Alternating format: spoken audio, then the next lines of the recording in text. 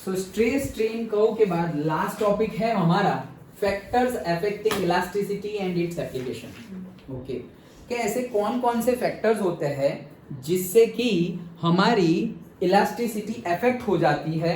Okay, और उसकी applications क्या क्या है। सो पहला ही टेम्परेचर, वो तो हमने डिस्कस कर लिया था कि टेम्परेचर बढ़ाते हैं तो inter atomic forces, attraction forces क्या हो जाते हैं, कम हो जाते हैं। और अगर वो कम हो गए, उन्हीं की वजह से उसकी ability to regain its original shape and size आती है। लेकिन ये फोर्सेस तुमने कम कर दिया, मतलब उसकी इलास्टिसिटी क्या हो गई, कम हो गई। ओके, तो वही है कि टेम्परेचर इंक्रीज करने से मटेरियल की इलास्टिसिटी डिक्रीज होती है। Done. Okay, then next hammering. Okay, ये क्यों होती है पता चला ना, वो तो हमने डिस्कस किया ही था टेम्परेचर का तो पहले भी। देन हैमरिंग, तो शायद तुमने देखा होगा, शायद स्मिथ ही बोलते हैं, स्मिथी। ओके, स्मिथ मतलब जो करता है वो लोहार। ओके, हाँ, यस। सो वो क्या करता है कि गरम लोहे को गर्म कर रहा है। वो गर्म तो इसलिए कर रहा है क्योंकि इजीली उसको बेंड कर सके, शेप दे सके। लेकिन वो हैमरिंग बहुत ज्यादा करता है, ठोकता ही रहता है, टॉक टॉक टॉक। उससे क्या होता है, ये जो पार्टिकल्स है ना, वो बहुत छोटे छोटे साइजेस में हो जाते हैं। उसके जो पार्टिकल्स है वो और भी ज्यादा छोटे साइज में होते हैं, और छोटे साइज में उन्हें बाहर नहीं निकल जाते क्योंकि वो गर्म है। ओके, तो वो चिपके हुए ही रहेंगे, लेकिन बहुत ज्यादा छोटे छोटे पार्टिकल्स में वो टूट जाते हैं। मतलब उसकी इलास्टिक प्रॉपर्टी क्या हो जाती है, इंक्रीज हो जाती है। क्यों? क्योंकि ऐसा समझो कि दो ऐसे बड़े गोले हैं, उनके बीच में फोर्स ऑफ अट्रैक्शन है, और ये दोनों बड़े गोले को, मतलब ये गोले मतलब वो क्या है, पार्टिकल्स है, दो बड़े साइज के पार्टिकल्स हैं। अभी मैंने उसको तोड़ दिया दोनों को हैमरिंग करके, और दो में से ये 2000 पार्टिकल बन गए। पहले कितने पार्टिकल थे, दो, और अब मैंने इतना मारा कि एकदम छोटे छोटे दिखाई भी नहीं दे रहे, उतने छोटे छोटे 2000 पार्टिकल हो गए। तो अब उनका फोर्स ऑफ अट्रैक्शन क्या हो जाएगा, बढ़ गया ना, क्योंकि उनके सेंटर के बीच का डिस्टेंस तो कम हो गया है। अंडरस्टूड? तो फोर्स ऑफ अट्रैक्शन बढ़ गया, मतलब उनकी इलास्टिसिटी बढ़ जाती है, इंक्रीज हो जाती है। सो हैमरिंग की वजह से भी उसकी इलास्टिसिटी मटेरियल की इंक्रीज होती है। नेक्स्ट है हमारी प्रॉपर्टी एनीलिंग। एनीलिंग मतलब क्या, कोई भी मटेरियल को हम गर्म करें और फिर वापस ठंडा कर दें, फिर वापस गर्म करें, फिर वापस ठंडा करें, ये प्रोसेस को एनीलिंग बोलते हैं। ओके, ये प्रोसेस गर्म ठंडा, ये जो हम करते हैं, okay, to change its elasticity, इसको बोलते हैं हम annealing. Understood? Okay, so annealing क्या है, इट इज अ प्रोसेस, और what is that process, to continuously heat and cool the, और से one after another heating and cooling the object. Okay, उससे भी इलास्टिसिटी चेंज होती है। Now it depends on material, तो उसके लिए हमने लिखा हुआ नहीं है कि इलास्टिसिटी बढ़ रही है या कम हो रही है, मटेरियल के ऊपर डिपेंड है। एंड लास्टली इम्प्योरिटीज, कि हमारा प्योर मटेरियल है, जैसे कि कॉपर है, तो कॉपर की इलास्टिसिटी है, लेकिन अभी तुमने इम्प्योर कॉपर लिया हुआ है, 100% प्योर नहीं है, तो इम्प्योर कॉपर लिया हुआ है, सो उसकी वजह से उसकी इलास्टिसिटी क्या हो जाएगी, चेंज हो जाएगी, कम हो जाएगी, ऐसा नहीं बोलते। अगर इम्प्योरिटीज जो है उसकी इलास्टिसिटी कॉपर की इलास्टिसिटी से भी ज्यादा है तो बढ़ जाएगी, लेकिन जो इम्प्योरिटीज है उसकी इलास्टिसिटी कॉपर की इलास्टिसिटी से कम है तो पूरे मटेरियल की इलास्टिसिटी कम हो जाएगी। ओके, तो इट डिपेंड्स, दैट्स व्हाई उसमें भी हमने नहीं लिखा, it depends on the material के वो इम्प्योरिटी क्या है, मेन मटेरियल क्या है और उसमें इम्प्योरिटी क्या है, और दोनों की इंडिविजुअल इलास्टिसिटी क्या है, उसके बेस पे हम बोल सकते हैं। लेकिन इम्प्योरिटीज की वजह से इलास्टिसिटी अफेक्ट होती है, that's why we have written it. Understood? और ये सब कुछ हम जो पढ़े पूरे के पूरे चैप्टर में, मैकेनिकल प्रॉपर्टीज ऑफ सॉलिड्स, इसमें ये सब ज्यादातर मैकेनिकल एंड सिविल इंजीनियरिंग में यूज होने वाले कंसेप्ट है। मैकेनिकल एंड सिविल इंजीनियरिंग, जैसे कि ऐसा समझो ये सिविल इंजीनियरिंग साइट पे ऐसा हो रहा है, तो ये बड़ी बड़ी रोप्स होती है, उसके ऊपर कितने बड़े बड़े मशीन के इक्विपमेंट्स और मशीन के पार्ट्स एंड ऑल सब कुछ ऐसे उठाया हुआ है। अब सोचो कि ये जो वायर है ना, उसका निकालना पड़ेगा ये स्ट्रेस स्ट्रेन कर्व। ओके, कि भाई इसका इलास्टिक पॉइंट कौन सा है, इसका यील्ड पॉइंट कौन सा है, इसका ब्रेकिंग स्ट्रेंथ क्या है और उसकी ब्रेकिंग पॉइंट क्या है। ओके उसके बेस पे हम ये रोप को डिजाइन करेंगे और उसकी कैपेसिटी भी रखेंगे कि भाई ये रोप से ये क्रेन लिया है तुमने और वो क्रेन में यही रोप डालनी है। तुम ऐसा नहीं किया क्रेन का रोप थोड़ा बिगड़ गया, कहीं से भी कोई छोटी मोटी शॉप से वो दूसरी रोप लेके आ गए और लगा दिया और कर रहे हैं तो कर तो सकोगे, लेकिन एक्सीडेंट होने के चांसेस फुल है। ओके सो इसीलिए सिर्फ सुपरवाइजर से नहीं होगा, engineer, we need engineer there. Okay जहाँ पे कोई भी ऐसा चेंज करना हो तब। तो कहने का मीनिंग क्या है, हमें पता होना चाहिए कि ये जो रोप है, जो वायर है, उसकी सारी पॉइंट, इलास्टिसिटी कितनी है, सारा उसका यंग्स मॉड्यूलस से मॉड्यूलस ऑफ रिजिडिटी, सब कुछ जो भी हमने पूरे चैप्टर में पढ़ा, उसका स्ट्रेस, उसका स्ट्रेन, उसका स्ट्रेस स्ट्रेन कर्व, उसका ब्रेकिंग पॉइंट, उसका ब्रेकिंग स्ट्रेंथ, ये सब कुछ पता होना चाहिए। उसके बेस पे हम डिजाइन करेंगे कि ये क्रेन की कैपेसिटी ये है। और उल्टा भी कर सकते हैं, हमें इतना वेट को लिफ्ट करना है, हमें ये वेट को लिफ्ट करना है, तो उसके लिए कितनी स्ट्रेंथ वाली क्रेन होनी चाहिए, उल्टा डिजाइन कर रहा है। ओके लेकिन हमारे पास डेटा तो है। ओके तो वो डेटा का यूज हम यहां करते हैं, नहीं तो ऐसे ही किया, सोचो एक्सीडेंट हो सकता है, किसी की डेथ हो सकती है। ओके गिर गया, ये वो कुछ भी हो सकता है ना। ओके तो ये सब जगह पर generally civil and mechanical engineering की जो भी साइट्स हो, मशीन्स बनाने हो, सब जगह ब्रिजेस बनाने हो, सोचो ये हमारा केबल ब्रिज है, लॉन्गेस्ट है। ओके लॉन्गेस्ट केबल ब्रिज है हमारा, सर्च करना गूगल पर। ओके हाँ मतलब ये जो टाइप का लॉन्गेस्ट, ये जो टाइप का ब्रिज है ना, वैसा इंडिया का एक ही ब्रिज है इतनी लेंथ का, टाइप की बात कर रहा हूँ। हम ऐसे टाइप का ब्रिजेस तो बहुत सारे हैं, लेकिन ये सब ब्रिजेस की भी टाइप होती है। जैसे हमने अभी गोल्डन ब्रिज था, तो उसके बाजू में अभी नर्मदा मैया ब्रिज है, तो वो अलग टाइप का है, सेम टाइप का नहीं है। उसके नीचे जो कॉलम लगे हुए होंगे वो अलग है। फिर यहाँ सरदार सरोवर वो अलग था, फिर उसके बाजू में अभी हमने केबल ब्रिज बनाया हुआ है, तो वो केबल से जुड़ा हुआ है। वो केबल मतलब वायर है, और वायर मतलब मेटल वायर है, स्टील के वायर, सोचो स्टील के वायर। तो पता होना चाहिए ना कि भाई इसलिए टोल टैक्स रखा हुआ है, पता चलेगा कि एक साथ ऐसे नहीं कि भाई 500 गाड़ी आ गई घुस जाएगी नर्मदा में डायरेक्ट। तो उसकी कैपेसिटी है कि एट अ टाइम तुम इतने ही व्हीकल्स पास कर सकते हो। अगर लोड ज्यादा हुआ तो लोड किस पे आएगा, स्ट्रेस तुमने बढ़ा दिया, लोड बढ़ा दिया, लोड बढ़ा दिया मतलब स्ट्रेस बढ़ा, स्ट्रेस बढ़ा मतलब स्ट्रेन बढ़ेगा, स्ट्रेन किसके ऊपर बढ़ेगा, वो जो रोप्स है उसके ऊपर बढ़ेगा, केबल्स पे बढ़ेगा और गिर टूट जाएगा। ओके सो डिजाइन के टाइम पर ही कि भाई जनरली ये नर्मदा रिवर के ऊपर से, भरूच के ऊपर से जनरली इतना लोड जाता है पर आवर, पर मिनट, इतना लोड पास होता है।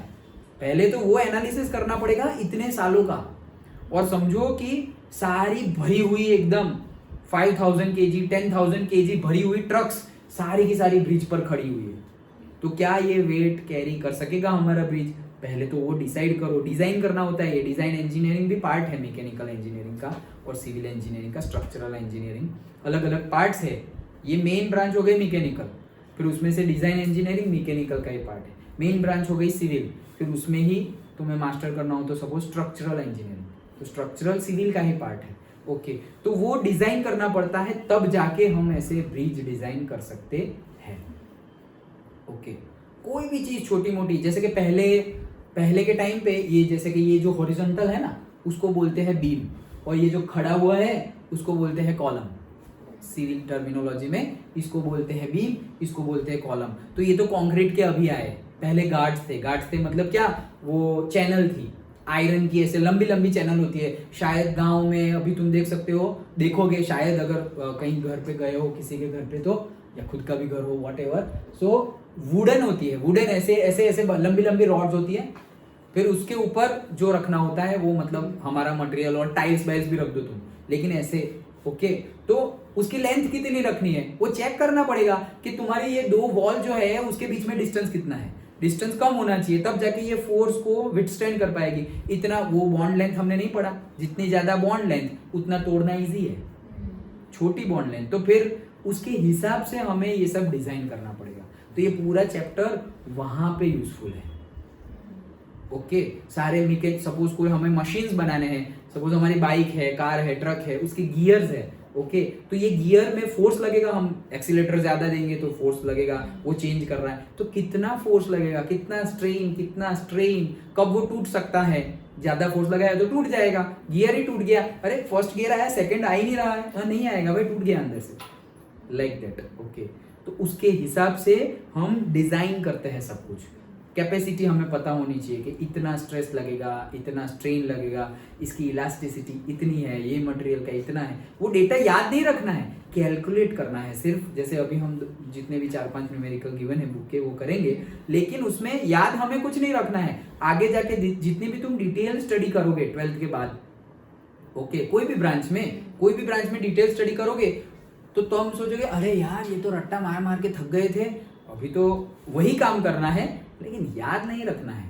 बुक निकालो, डेटा होगा, डेटा निकालो, हो गया। और अभी तो उतनी भी कैलकुलेशन कर रहे हो, तब तो वो भी नहीं, सब कुछ कंप्यूटर, कैलकुलेटर, एक्सेल फाइल, ये वो सॉफ्टवेयर होंगे, तो सिर्फ हाँ डेटा ही पुट करना है कि भाई रिजिडिटी इतनी है, इलास्टिसिटी इतनी है, खत्म। वो तुम्हें डेटा दे देगा कि भाई नहीं चलेगा, तुम्हारा ब्रिज कोलैप्स हो जाएगा। ओके तो बोला अच्छा फिर से डिजाइन करो, रीडिजाइन। तो रीडिजाइन भी सॉफ्टवेयर में ही करना है, डिजाइन सब कुछ सॉफ्टवेयर में करते रहो, पक्का हो जाए तब उसका प्रोटोटाइप बनाओ। प्रोटोटाइप मतलब अगर तुम्हारा 4 किलोमीटर 2 किलोमीटर लंबा ब्रिज है तो तुम 2 मीटर का बनाओ, 2 मीटर का ब्रिज बनाओ। फिर उसमें से अगर तुम्हारी 20,000 kg की ट्रक्स जाने वाली है तो तुम 20 ग्राम और से 1 kg 2 kg वॉट एवर 200 ग्राम की ट्रक्स, टॉय ट्रक्स पास करो, लोड दो इन शॉर्ट। ओके ब्रिज हो रहा है तुम्हारा, वो खिलौना टूट नहीं जाना चाहिए 2 मीटर वाला, वो अगर खिलौने का ब्रिज भी टूट गया, दैट खिलौने का ब्रिज इज प्रोटोटाइप। वैसे डिजाइनिंग होते हैं। ओके सोचो प्लेन की डिजाइनिंग कितना टफ काम है, तुम हवा में जा रहे हो, कोई हेल्प करने नहीं आएगा वहां ऊपर कोई हेल्प करने नहीं आएगा, कितनी जोर से हवाएं चलेगी, कहीं पे बिजली गिर रही है, वो सब पहले तो वो इतना बड़ा, कितना बड़ा होता है सोचो, 200 300 400 और से 100, बहुत बड़े तो नहीं लेकिन सोचो कि ऑलमोस्ट 100 फीट और 100 मीटर बोलो, यहां से शुरू करके ये लाइन है वो 100 मीटर जितना है, 100 से कम है लेकिन 100 मीटर इतने तो होते ही है प्लेन। वो तो दूर से दिखते हैं ऐसे बर्ड जितने, एयरपोर्ट पे जाके इतना नजदीक से देखोगे ओहो बहुत लंबा है। अंडरस्टूड?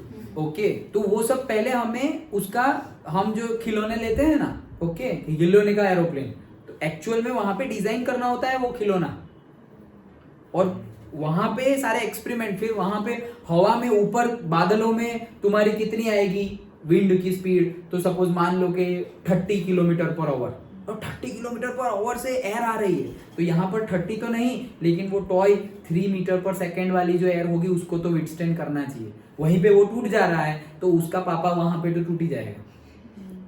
अंडरस्टूड? तो वो वैसे एनालिसिस करना होता है, बहुत डिटेल्ड एनालिसिस, तब जाके इतने बड़े बड़े इक्विपमेंट और व्हीकल्स हमने बनाए हैं, इतने स्पेस शटल, और सोचो कितना एनालिसिस जाता है। वो सब कब करने का मौका मिलता है, तुम मास्टर्स लेवल पीएचडी लेवल पे जाओगे तब जाके वैसे इंस्टीट्यूट में जॉब मिलती है। क्यों? क्योंकि तुम्हारा दिमाग तब तक, तुम्हारा ब्रेकिंग पॉइंट आ गया होगा ये ब्रेकिंग स्ट्रेंथ से आगे चले गए हो तुम, क्योंकि अभी तो 10th का प्रेशर अभी तुमने लिया है, फिर 11 12th का, फिर 4 साल 3 साल कॉलेज का, फिर मास्टर डिग्री का 2 साल, फिर पीएचडी का तो पता नहीं कितना साल ओके मिनिमम 3 इयर्स कर दिया है मोदी जी ने पीएचडी, 3 से 4 5 6 7 कुछ भी हो सकता है, उतने साल स्टडी की, फिर जाके तुमने कहीं पर ऐसी जॉब ली, तब जाके फिर डॉक्टर लगता है, तब जाके साइंटिस्ट बनते हैं। ओके बट करना वही होता है जो हम करते हैं, लेकिन ये तुम्हारा ब्रेकिंग स्ट्रेंथ चेक कर रहे हैं कि तुम्हें इतना मतलब कितने होमवर्क असाइनमेंट ये वो, क्या तुम सिर्फ फील्ड छोड़ के भागना नहीं है, फील्ड छोड़ के भागोगे तब तुम हार गए। ऐसा फील्ड छोड़ के नहीं भागे तो भले ही बार बार ये करो वो करो। इसीलिए तो पीएचडी में ऐसा स्कूल जैसा नहीं होता कि भाई 2 मंथ में एग्जाम है, पास हुए तो हुए, फेल हुए तो 1 ईयर रिपीट, नहीं, वो तो रिपीट ही है ऑलरेडी वहां पे ऐसा नहीं है कि इतने साल में कंप्लीट करो, no.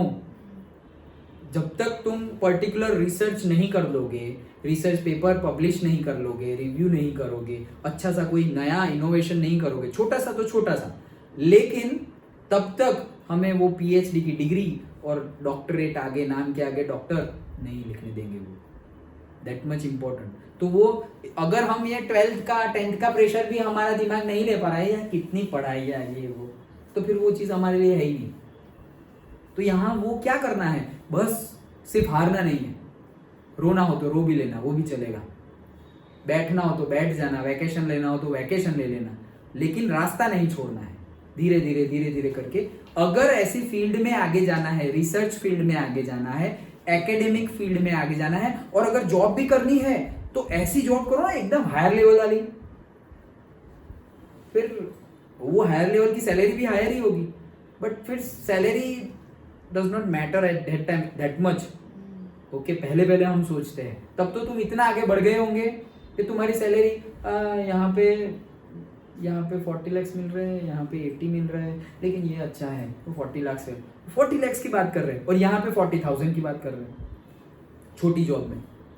Okay, that is the thing. Okay, तो चलते रहना है, वैकेशन ले लो, रुक जाओ, रो लो, बट छोड़ना मत, और जो भी चीज करो थोड़ा हायर लेवल की करना। बट हायर लेवल की करने का मीनिंग ये नहीं है कि एक ही जगह पे जहाँ पे तुम्हें पता है कि बहुत ज्यादा टाइम लग गया है वहीं पे बैठे रहो, वो भी नहीं करना। इट शुड बैलेंस होना चाहिए। फिर ऐसा नहीं है कि हाँ, कई स्टूडेंट ऐसे होते हैं कि भाई एम्स में जाना है, आईआईटी में जाना है, एनआईटी में जाना है, बिट्स में जाना है, 1 ईयर ड्रॉप लिया, पहले तो ट्राई दिया ही, फिर 1 year drop, 2 year drop, 3 year drop, drop ही चलता रहा है। अब आगे बढ़ो भाई, जो चीज तुम आईआईटी में पढ़ सकते हो वो चीज दूसरी कॉलेज में भी पढ़ ही सकते हो।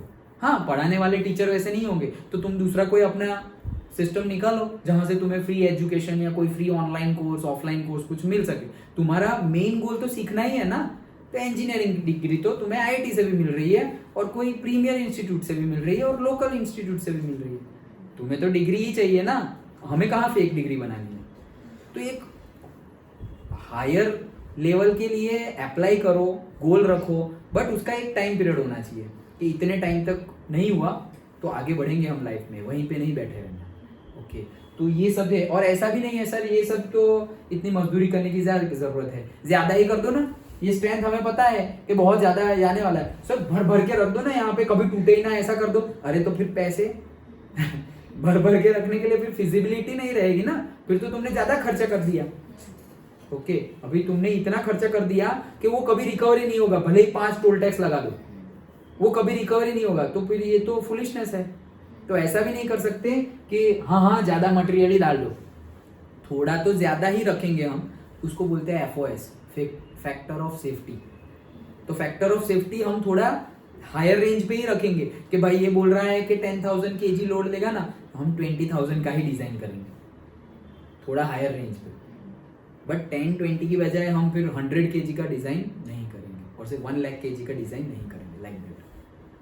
अंडरस्टूड? ओके, तो ये सारी उसकी एप्लीकेशंस है जो चीज हम पढ़े। जैसे ये देखो, ये फिगर बताई है, तो वही चीज मैं अभी बोला कि ये 2 वॉल है, तो वॉल की लेंथ, उसके बीच में डिस्टेंस कितना है, उसके बेस पे हमें बताना पड़ेगा कि फोर्स कितना लगेगा। अगर बहुत लंबी ऐसे वॉल ले ली तो तुम्हारे जो मेटल्स वाले रॉड जो बीच में लगाए होंगे वो तो क्या हो जाएंगे, ऐसे मुड़ जाएंगे, यहाँ से निकलने लगेगा। क्यों? ये हमारा जो सीलिंग होता है उसमें भी रॉड होते हैं, पता है ना, तुम्हें तो पता होगा। ओके, तो वहाँ रॉड, हमारे जो सीलिंग है उसमें स्टील रॉड होते हैं, वो भी कितने टाइप के होते हैं, 8 mm का रॉड होता है, 10 mm का रॉड होता है, 12 mm, 16 mm, अपार्टमेंट हो बड़े बड़े तो 20 mm, 24 mm के भी रॉड होते हैं। 24, इतना बड़ा रॉड ऐसे सलिया गया अंदर, वैसे करके पूरा। बड़े बड़े बिल्डिंग्स में वैसे यूज करने पड़ेंगे, छोटे में छोटे रॉड यूज करने पड़ेंगे, लाइक दैट। तो जितना थिकनेस तुम बढ़ाओगे उतना कॉस्ट भी बढ़ेगा, उतना उसका विथस्टैंड कैपेसिटी भी बढ़ेगा। लेकिन फिर हम अपार्टमेंट में और बड़ी बड़ी बिल्डिंग में यूज होने वाले रॉड्स हमारे घर में लगा दे तो हम ऐसा बोलेंगे इतना खर्चा किया है, कभी घर टूटेगा ही नहीं। अरे भाई टूटेगा नहीं, लेकिन करोगे क्या, पैसे वेस्ट कर दिए हमने। ये तो तुम्हें 24 mm का लगाने की जरूरत ही नहीं थी, 12 mm, 16 mm में भी काम चल जाएगा, लाइक दैट। वो सब चीजें हमें समझ में आए, that's why we have learn. Sir इतना डिटेल्ड तो हमें नहीं, तो अभी जरूरी भी नहीं है, ये तो मैं फ्यूचर एस्पेक्ट बता रहा हूँ कि ये जो हमने पढ़ा उसका यूज क्या है वो बताया। अंडरस्टूड? तो ये था पूरा हमारा chapter mechanical properties of solids. Done?